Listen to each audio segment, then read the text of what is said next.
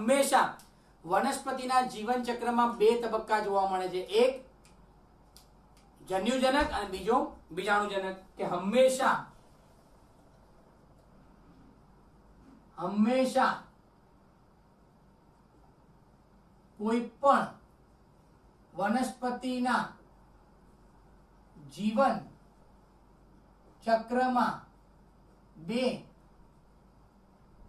તબક્કા જોવા મળે છે. હંમેશા કોઈ પણ વનસ્પતિના જીવન ચક્રમાં બે તબક્કા જોવા મળે છે. હવે કયા કયા બે તબક્કા હોય? તો એક તબક્કો છે જન્યુજનક અને બીજો તબક્કો છે બીજાણુજનક. બે તબક્કા બેટા જોવા મળે. કે હવે દ્વિઅંગીમાં મુખ્ય તબક્કો કયો હતો બેટા? જન્યુજનક. આમાં મુખ્ય તબક્કો કયો હશે? બીજાણુજનક. એટલે અહીંયા લખું કે ત્રિઅંગી વનસ્પતિમાં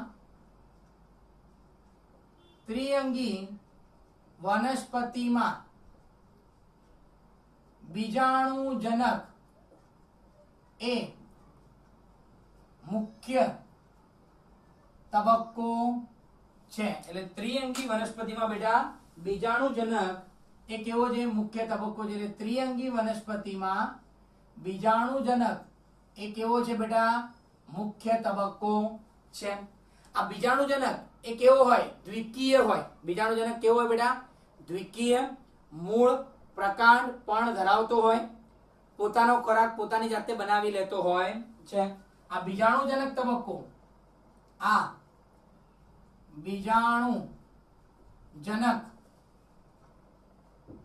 તબક્કો મૂળ પ્રકાંડ અને પર્ણો ધરાવે છે, જે દ્વિકીય અને પ્રકાશ દ્વિકીય મુક્તજીવી અને પ્રકાશ સંશ્લેષણ દર્શાવે છે. બેટા જો ધ્યાનથી જોજો, અહીંયા હું ડ્રો કરું છું હવે કે જે બીજાણુજનક તબક્કો છે બેટા, એ બીજાણુજનક તબક્કામાં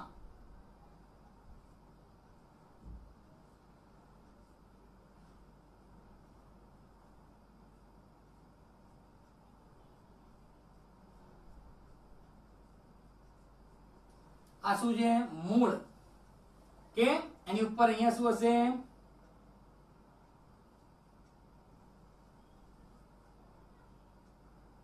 ડન. હવે આમાં જુઓ બેટા કે આમાં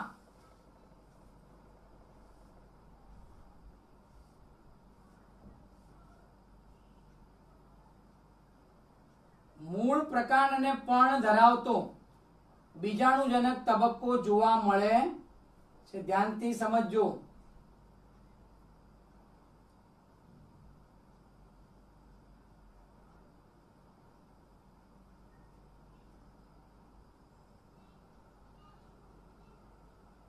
ડન.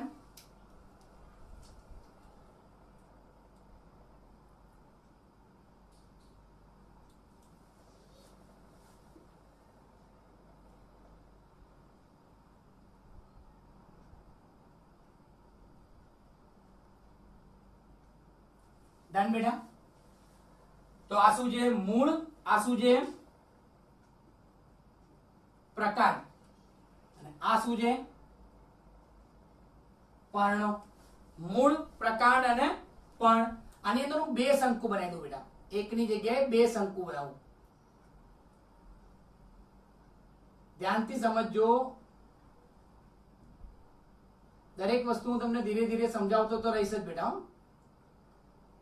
હવે જુઓ કે મુખ્ય ત્રિઅંગીમાં મુખ્ય તબક્કો કયો? બીજાણુજનક. એટલે આ જે તબક્કો છે, આ વનસ્પતિ બેટા કેવી હોય?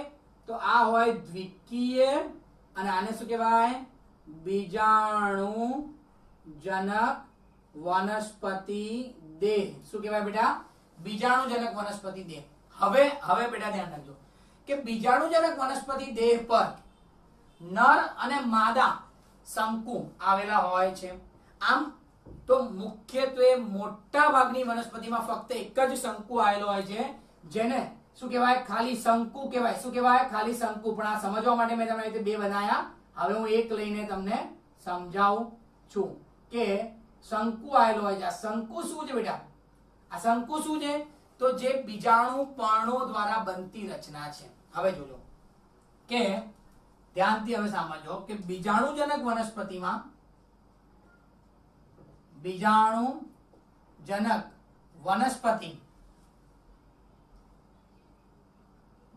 વનસ્પતિમાં શંકુ આવેલ હોય છે. બેટા આવા શંકુ કેવી રીતે બને? તો શંકુમાં બીજાણુ પર્ણો આવેલા હશે અને આ બીજાણુ પર્ણોમાં શું આવેલું હશે? બીજાણુ ધાની આવેલી હશે અને બીજાણુ ધાનીમાં શું આવેલા હશે? બીજાણુ આવેલા હશે. જોજો ધ્યાનથી કે આ શંકુને જ્યારે હું મોટું કરીને બતાવું બેટા, આ શંકુને જ્યારે આપણે એનલાર્જ કરીએ બેટા, આ શંકુને જ્યારે હું મોટું કરું તો આવું દેખાશે. દેખાય એવું? મોટું કરીએ તો. અને એમાં શું આવેલા છે બેટા? તો એમાં બધા અહીંયા ટુકડે ટુકડે શું આવેલા છે? પર્ણો આવેલા છે. શું આવેલા છે? પર્ણો આવેલા છે. આવી રીતે બધા પર્ણો આવેલા છે. એટલે શું છે બેટા? આ શું છે? તો આ છે શંકુ. શંકુમાં આ જે આવેલા છે એને શું કહેવાય? બીજાણુ પર્ણો. શું કહેવાય બેટા? બીજાણુ પર્ણો. એટલે શંકુ આવેલા હોય છે. આ દરેક શંકુ એ અસંખ્ય બીજાણુ પર્ણો દ્વારા બનેલું હોય છે. આ શંકુ એ અસંખ્ય બીજાણુ પર્ણો દ્વારા બનેલું હોય છે. એટલે સિમ્પલ બેટા, જે શંકુ છે એટલે આ જે શંકુ છે એ શંકુમાં શું આવેલા હોય છે? તો બીજાણુ પર્ણો આવેલા હોય છે. એટલે આ શંકુને જ્યારે આપણે મોટું કરીને જોઈએ તો આપણને આવું દેખાશે. આ દરેક બીજાણુ પર્ણોમાં ઘણી બધી બીજાણુ ધાનીઓ આવેલી હોય છે. એટલે અહીંયા જુઓ બેટા, આ દરેકની અંદર ઘણી બધી બીજાણુ ધાનીઓ આવેલી હોય છે. એટલે આ બધી શું થઈ? તો બીજાણુ ધાનીઓ આવેલી હોય છે. આવી રીતે શું આવેલા છે? બીજાણુ ધાની. એટલે આપણે આની વાત કરીએ બેટા, તો આ શું છે? હવે તો આ છે એ બીજાણુ ધાની. ઓકે, તો આ દરેક બીજાણુ પર્ણોમાં ઘણી બધી બીજાણુ ધાની આવેલી હોય છે.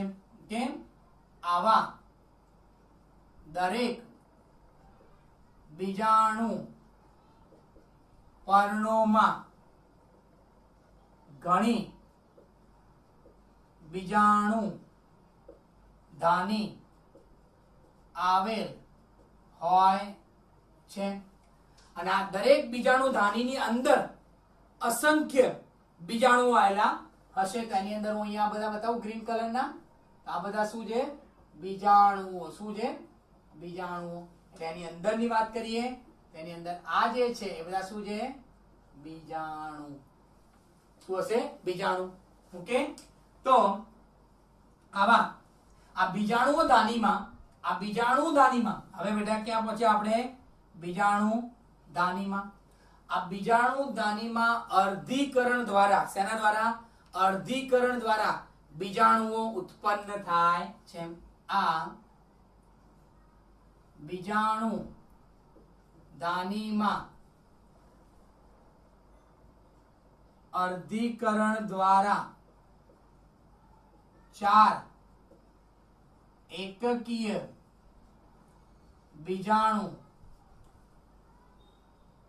અર્ધીકરણ દ્વારા એકકીય બીજાણુ ઉત્પન્ન થાય છે. એટલે શું થશે? એકકીય બીજાણુ ઉત્પન્ન કરશે. એટલે આની અંદર હવે શું થશે બેટા? તો આ બીજાણુ ધાનીમાં અર્ધીકરણ થાય. શું થાય? અર્ધીકરણ. અહીં લખું અર્ધીકરણ કરણ દ્વારા અને અર્ધીકરણ દ્વારા શું થશે? તો અર્ધીકરણ દ્વારા એકકીય બીજાણુ ઉત્પન્ન થશે અને અહીંયા બનાવું સપોઝ આ છે એકકીય બીજાણુ. શું છે? એકકીય બીજાણુ, જેને આપણે n લખીએ. આ કેવું હતું? 2n. આ કેવું લખ્યું મેં? n. એટલે સિમ્પલી બેટા પહેલી વસ્તુ મને સમજો કે હંમેશા વનસ્પતિના જીવન ચક્રમાં બે તબક્કા હોય: જન્યુજનક, બીજાણુજનક. ત્રિઅંગી વનસ્પતિમાં મુખ્ય તબક્કો કયો? બીજાણુજનક. અને ગૌણ તબક્કો કયો? તો જન્યુજનક. આ બીજાણુજનક તબક્કો જે મુખ્ય છે, જેમાં મૂળ, પ્રકાંડ અને પર્ણ જોવા મળે છે, ને કેવો છે? દ્વિકીય છે, પોતાનો ખોરાક પોતાની જાતે બનાવી લે છે. ઓકે, હવે એની અંદર શું આવેલું છે? શંકુ. શંકુમાં શું હોય? તો ઘણા બધા બીજાણુ પર્ણો. બીજાણુ પર્ણોની અંદર શું હોય? તો બીજાણુધાની. બીજાણુધાનીમાં શું થાય? અર્ધીકરણ, અને એના દ્વારા શું બને? એકકીય બીજાણુઓ બનાવશે. આ એકકીય બીજાણુઓ વિકાસ પામી. હવે આ એકકીય બીજાણુઓ શું થશે? વિકાસ પામી. એકકીય બીજાણુઓ વિકાસ પામી શું બનાવશે? કહેવાય ને નરી આંખે ન જોઈ શકાય એવા સૂક્ષ્મ, નરી આંખે ન જોઈ શકાય એવા સૂક્ષ્મ મુક્તજીવી બહુકોષીય પ્રકાશ સંશ્લેષી પ્રસુકાયમાં ફેરવાશે. જો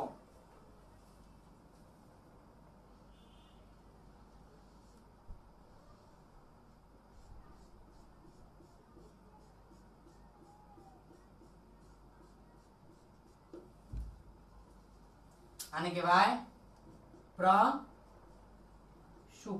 હવે અહીંયા લખો બેટા કે આ એકકીય બીજાણુઓ વિકાસ પામી નરી આંખે ન જોઈ શકાય તેવા, નરી આંખે ન જોઈ શકાય તેવા સૂક્ષ્મ બહુકોષીય પ્રકાશ સંશ્લેષી મુક્તજીવી જન્યુજનક માં ફેરવાય છે, જેને પ્રસુકાય કહે છે. બેટા હંમેશા જન્યુજનક એટલે આ કેવું હોય? તો આ કેવું હોય? n હોય, અને આને શું કહેવાય? જન્યુજનક કહેવાય. શું કહેવાય બેટા? જન્યુજનક. એટલે આ બીજાણુજનક હતો, હવે એમાંથી શેમાં ફેરવાઈ ગયો? જન્યુજનક. અને જન્યુજનક પણ કેવો છે? બીજાણુજનક પણ કેવો હતો બેટા? એક દ્વિકીય હતો બીજાણુજનક, મુક્તજીવી હતો અને પ્રકાશ સંશ્લેષી હતો. હું અહીંયા જોઉં, બીજાણુજનક દ્વિકીય હતો, મુક્તજીવી પણ હતો, પોતાની જાતે પોતાનો ખોરાક બનાવી લેતો હતો. ત્યારે અહીંયા જન્યુજનક પણ કેવો છે? તો બહુકોષીય છે, પ્રકાશ સંશ્લેષી પણ છે, મુક્તજીવી પણ છે, અને કેવો હશે? એકકીય હશે. કેવો હશે? એકકીય હશે. અને જેને શું કહેવાય બેટા? પ્રસુકાય કહેવાય. ઓકે, આમ અહીં જન્યુજનક એ બીજાણુજનક પર આધારિત નથી. કેમ કે પોતે પણ પોતાનો ખોરાક બનાવી લે છે. આમ આ નોંધ કરીને લખજો બેટા, નોંધ. આમ અહીં જન્યુજનક એ બીજાણુજનક પર આધારિત હોતો નથી. એટલે જે જન્યુજનક છે એ બીજાણુજનક પર આધારિત નથી. આ તો છે જ પોતે પોતાની રીતે મસ્તમાં જીવે છે, પ્રકાશ સંશ્લેષણ કરે છે, મુક્તજીવી છે. આ પણ કેવો હશે? બહુકોષી હશે, પ્રકાશ સંશ્લેષી હશે, મુક્તજીવી હશે. હવે જન્યુજનકમાં બે પ્રજનન અંગો હશે, નર પ્રજનન અંગ અને માદા પ્રજનન અંગ. તો આની અંદર શું હશે? નર જન્યુધાની, અને બીજું શું હશે? માદા જન્યુધાની. એટલે નર પ્રજનન અંગ અને માદા પ્રજનન અંગ હશે. હવે વાત કરીએ બેટા જન્યુજનકની. તો જન્યુજનકમાં કેવો હોય? એકકીય હોય જન્યુજનક, જેમાં બે નર પ્રજનન અંગ અને માદા પ્રજનન અંગ. તો નર પ્રજનન અંગ તરીકે શું હશે? પુજન્યુધાની. માદા પ્રજનન અંગ તરીકે શું હશે? સ્ત્રી જન્યુધાની. કે આજે પુજન્યુધાની છે બેટા, એમાંથી શું મળશે? તો એમાંથી નરજન્યુ મળશે. શું મળશે? નરજન્યુ. અને કેવું હશે? તો આવી રીતે કુંતલ આકારનું અને ઘણા બધા શું આવેલા હશે? કશાઓ આવેલી હશે. આને શું કહેવાય? નર જન્યુ. અને હંમેશા કેવો હોય? એકકીય. માદામાંથી શું મળશે? તો માદામાંથી અંડકોષ મળશે. શું મળશે? અંડકોષ મળશે. અને એ પણ કેવો હોય? એકકીય. હવે આ નરજન્યુ અને માદાજન્યુ બંનેનું શું થાય બેટા? ફલન થાય. શું થાય? ફલન થશે. શું થશે? ફલન. અને ફલન થયા પછી એ શું બનાવશે? તો ફલન થયા પછી એ દ્વિકીય બીજાણુ જનક, એટલે પાછો દ્વિકીયમાં ફેરવાઈ ગયો કેમ કે આ બી એન આ બી એન બંને ભેગા થઈને શું બનાવે? દ્વિકીય બીજાણુ જનક. અને એ શું બનાવશે? મુખ્ય વનસ્પતિ દેહ. તો અહીંયા તમે જુઓ બેટા, હું અહીંયા આટલું ડ્રો કરું, આટલો ભાગ, આટલો ભાગ, આ બધો કેવો છે બેટા? જો 2n 2n, આ બધા કેવા હશે? દ્વિકીય. એટલે આ બધો ભાગ કેવો? દ્વિકીય. અને આને કહેવાય બીજાણુ જનક. આ બધો જો n n, આ બધા n છે. તો આ કયો હશે? એકકીય. આ કેવો હશે? એકકીય. અને આને કહેવાય જન્યુ જનક તબક્કો. કે એટલે આ માદા પ્રજનન અંગમાંથી શું બનશે? એમાંથી મળશે નરજન્યુ. પણ અહીંયા લખવું પડશે નરજન્યુ કેવા હોય? તો કુંતલ આકારે અને ઘણી કશાઓ. કશાઓ કેવી હશે? ઘણી બધી કશાઓ આવેલી હશે. અને માદામાંથી શું મળશે? અંડકોષ મળશે. આ નર અને માદા જન્યુનું શું થશે? ફલન. અને ફલન થયા પછી એ શું બનશે? દ્વિકીય બીજાણુ જનક. શું બનશે? દ્વિકીય બીજાણુ જનક વનસ્પતિ દેહ બનશે. એટલે પાછો આ વનસ્પતિ દેહ બની જાય. આમ ફરી હું એકવાર એનું જીવન ચક્ર બેટા બોલું છું. ઓકે. પહેલું, વનસ્પતિ દેહ કેવો છે? બીજાણુ જનક મુખ્ય. મૂળ પ્રકાંડ પણ ધરાવે છે. મુક્તજીવી છે, પ્રકાશ સંશ્લેષી. જેમાં શંકુ હશે. શંકુમાં અસંખ્ય બીજાણુપર્ણો. બીજાણુપર્ણોમાં બીજાણુધાની. બીજાણુધાનીમાં અર્ધીકરણ થઈને બીજાણુઓ. બીજાણુઓ વિકાસ પામી એકકીય, બહુકોષીય, મુક્તજીવી, પ્રકાશ સંશ્લેષી જન્યુજનક બનાવશે. એટલે અહીંયા જન્યુજનક અને બીજાણુજનક બંને કેવા છે? એકબીજાથી મુક્તજીવી, એકબીજા પર આધાર રાખતા નથી. જન્યુજનકમાં નરજન્યુ બી હશે, માદાજન્યુ બી ઉત્પન્ન થશે. નરજન્યુમાં અને માદાજન્યુ ભેગા થઈને શું બનાવશે? ફલન થયા પછી શું બનાવશે? યુગ્મનજ. શું કહેવાય આને? યુગ્મનજ. અને એનો વિકાસ થશે. યુગ્મનજનો વિકાસ થઈ એ શું બનાવશે? તો બીજાણુજનક વનસ્પતિ દેહ. આમ સતત આ પ્રક્રિયા ચાલતી રહેશે, જેને બીજાણુજનક અને જન્યુજનક કહેવાય. તો વર્ગોની વાત કરીએ તો પહેલું છે સિલોપ્સીડા, બીજું લાઇકોપ્સીડા, ત્રીજું સ્ફેનોપ્સીડા અને ચોથું ટેરિડોપ્સીડા.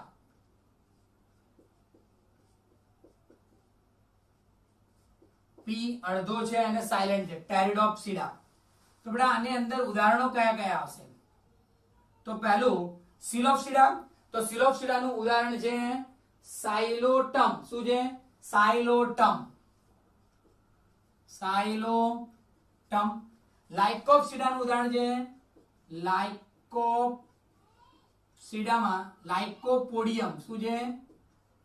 લાઇકોપોડિયમ. કયા છે બેટા? લાઇકોપોડિયમ અને સેલેજીનેલા. લાઇકોપોડિયમ અને સેલેજીનેલા. સ્ફેનોક્સિડાનું ઉદાહરણ કયું છે બેટા? તો સ્ફિનોક્સિડાના ઉદાહરણની અંદર છે ઇક્વિસેટમ. શું છે બેટા? ઇક્વિસેટમ. અને ટેરિડોપ્સિડાના ઉદાહરણની અંદર છે ડ્રાયોપ્ટેરિસ, બીજું ટેરિસ અને એડેન્ટિયમ. આ બધા શું છે એના ઉદાહરણો. તો જેમ બેટા દ્વિઅંગીના વર્ગો ભણ્યા હતા ને આપણે, બ્રાયોપ્સિડા, હિપેટોકોપ્સિડા અને એન્થોસિરોડોપ્સિડા. માધવી અને દિશા તમારા બાકી બેટા તમારું કરાવી દઈશ. તો એમાં આપણે બહુ બધી ડિટેલ ભણ્યા હતા, પણ આમાં કોઈ ડિટેલ ભણવાનું નથી. આમાં 4 વર્ગો અને એના નામ સિલોપ્સિડા, સાયલોટમ, લાઇકોપ્સિડા, લાઇકોપોડિયમ અને સેલેજિનેલા, સ્ફેનોપ્સિડા, ઇક્વિસેટમ, ટેરિડોપ્સિડા, ડ્રાયોપ્ટેરિસ, ટેરિસ અને એડેન્ટિયમ. ક્લિયર બેટા? મુખ્યત્વે બધી જ વનસ્પતિ બેટા, મુખ્યત્વે બધી જ ત્રિઅંગી વનસ્પતિ કેવી હશે? સમજન્યુજનક. એટલે જેમાં એક સરખા બીજાણુઓ બનતા હશે. ઓકે, સમબીજાણુ કહેવાય. કેવા કહેવાય? સમબીજાણુજનક. કેમ કે ત્રિઅંગી ના પ્રકારો જોઈએ બેટા, તો એક સમબીજાણુજનક,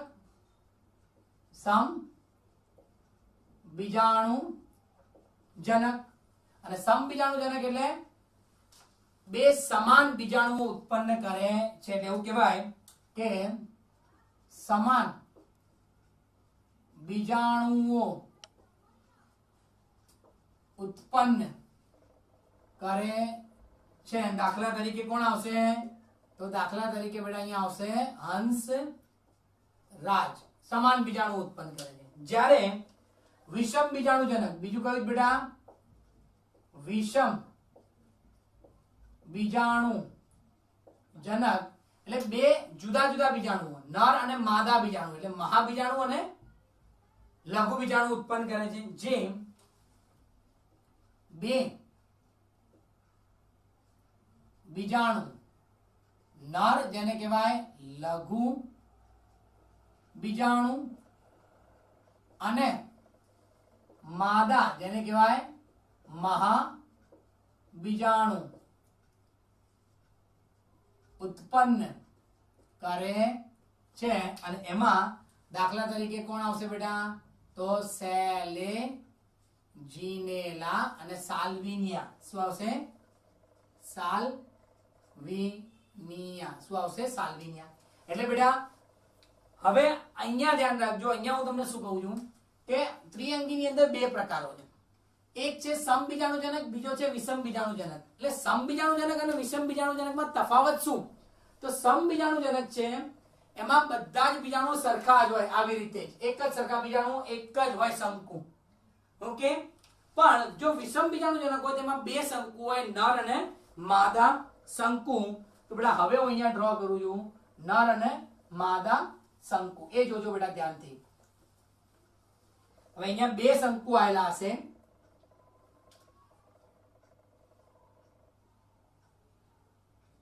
તો અહીંયા હશે આવી રીતે નર શંકુ,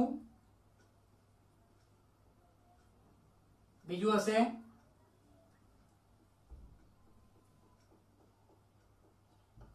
માદા શંકુ. એટલે આ છે માદા શંકુ, આ છે નર શંકુ. ખબર પડી ગઈ? હવે શંકુ આપણે ભણી ગયા બેટા. શંકુમાં શું હોય? નર શંકુમાં નર બીજાણુ પર્ણ હોય, માદામાં માદા બીજાણુ પર્ણ હોય. એટલે આને હું જ્યારે મોટું બનાવું, આને જ્યારે હું મોટા બનાવું અને જ્યારે આને બનાવું, તો બંનેમાં કેવી રીતે હશે બેટા એ જોઈએ.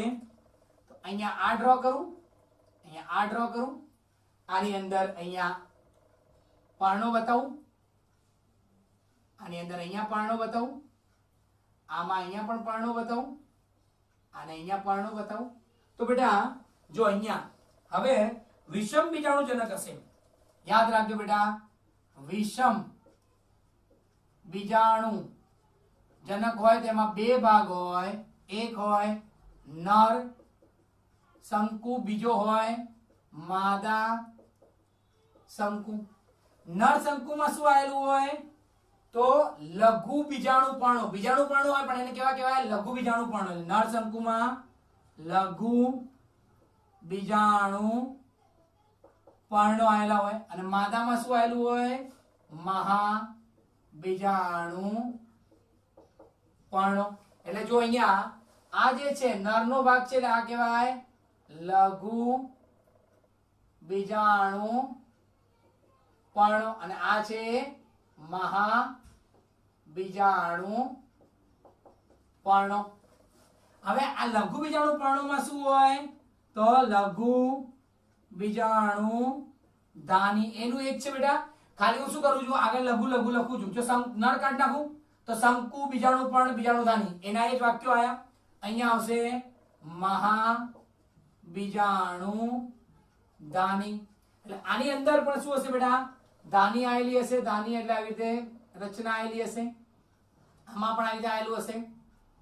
તો આને કહેવાય મહા બીજાણુધાની. આને કહેવાય લઘુ બીજાણુધાની. હવે બેટા આ મહાબીજાણુધાનીમાં પણ અર્ધીકરણ થાય અને આ લઘુ બીજાણુધાનીમાં પણ શું થશે? અર્ધીકરણ થશે. ઓકે, તો જો આની અંદર અર્ધીકરણ થાય, અર્ધીકરણ, અને આમાં પણ અર્ધીકરણ થશે અને આમાં પણ અર્ધીકરણ થાય, પેલામાં પણ અર્ધીકરણ થાય. આમાં અર્ધીકરણ થશે તો શું બનશે? એકકીય લઘુ બીજાણુ અને આમાં એકકીય મહા બીજાણુ. એટલે અહીંયા બેટા હવે શું થશે? તો અહીંયા સિમ્પલી આ ભાગને હું બે બીજાણુ બનશે. કેટલા? બે બીજાણુ બનશે. કયા કયા બે બીજાણુ બનશે? તો અહીંયા બનશે એક લઘુ બીજાણુ અને મહા બીજાણુ. પેલામાં એક જ બનતો હતો, આમાં બે બનશે. લઘુ બીજાણુ છે એમાં આગળ વિકાસ થશે, આમાં પણ આગળ વિકાસ થશે અને આમાં જે બનશે એ નર જન્યુ જનક, આમાં માદા જન્યુ જનક બનશે. એટલે આનો વિકાસ થઈ શું બનશે? નર જન્યુ જનક દે. આનો વિકાસ થઈ શું બનશે? માદા જન્યુ જનક દે. હવે બેટા અહીંયા આ બધું આટલું બધું સમજાવવાનું કારણ એક જ છે. જોજો અહીંયા આવે કે આ નર જન્યુ જનક માંથી શેનો વિકાસ થાય? નર જન્યુનો. નર જન્યુ જનક માંથી શેનો વિકાસ થયો? નર જન્યુનો. એની એ જ વસ્તુ મેં ખાલી લખી, ખાલી એને મેં ભાગ પાડી દીધા. પેલામાં જ્યારે જુદું જુદું નતું બતાવ્યું, અત્યારે હું જુદું બતાવું. પણ માદા જન્યુ જનક છે ને, અહીંયા એક લાઈન લખું છું. માદા જન્યુ જનકનો વિકાસ મહા બીજાણુ પર્ણો પર જ થાય છે. આ વાક્ય બહુ જ ઇમ્પોર્ટન્ટ છે બેટા, ખાસ સમજજો. શું કહેવા માંગે છે કે માદા બીજાણુજનકનો જે વિકાસ થશે ને ક્યાં થશે? માદા બીજાણુ પર્ણો પર જ થશે. અહીંયા ને અહીંયા જેનો વિકાસ થશે, અહીંયા જ આમ કરીને આમ વિકાસ થઈ જશે. આ બધી વસ્તુનો વિકાસ ક્યાં થશે? અહીંયા જ થઈ જશે. સમજજો બેટા, આ વસ્તુ આખી અલગ છે. નર છે એ અલગ જમીન પર પડશે અને વિકાસ થશે. માદા હશે એનો વિકાસ ક્યાં થશે? તો એનો વિકાસ મહાબીજાણુ પર્ણો એટલે જે માદા સંકોચ છે એના ઉપર જ વિકાસ થશે. હવે ખાસ સમજો કે એમાં જે અંડકોષ હશે એ અંડકોષની ફરતે આવી રીતે નલિકા હશે. આ નરજન્યુ એ માદા જન્યુની અંદર પ્રવેશશે અને એનું ફલન કરશે. એટલે અહીંયા નરજન્યુ માદા જન્યુજનકમાં દાખલ થઈ માદા અંડકોષ નું ફલન કરે છે. ખ્યાલ આવ્યો બેટા? એટલે હવે આ માદાની અંદર જઈને એનું ફલન કરશે અને શું બનાવશે? તો દ્વિકીય બીજાણુ જનક દેહ આવી ગયો, દ્વિતીય બીજાણુ જનક દેહ પાછો એનો એક વિકાસ.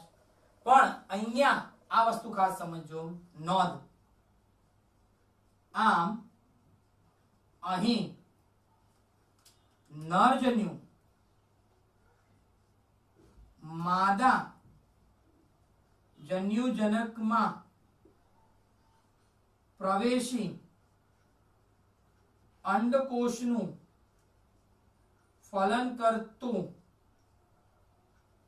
હોવાથી તેને બીજ પ્રકૃતિ કહે છે, જે